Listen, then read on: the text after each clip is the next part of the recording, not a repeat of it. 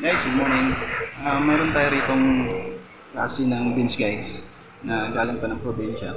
Madalas kakakilala nito guys is yung mga taga probinsya kasi marami pa doon. So, ito siya guys. Oh.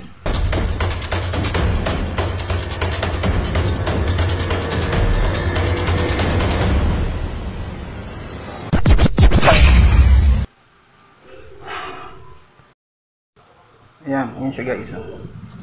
Parang munggo siya pero medyo mas malaki-laki ng konti sa munggo. Ang tawag nito ay kadyos. Kadyos. So, pwede mo to siyang haluan ng yung pata ng baboy. Masarap to.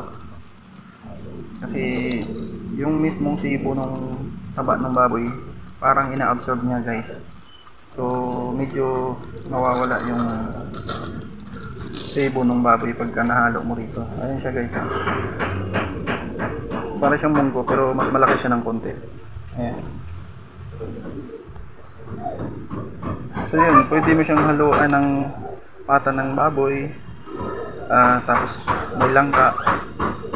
Siyempre mas masarap kung may tanglad. Ayun yung kadalasan na sahog nito guys. Tapos gabi, lagyan mo ng gabi para medyo lumapot yung sabaw. So next video natin guys ay ito yung natin, lulutuin natin. So abangan nyo na lang guys.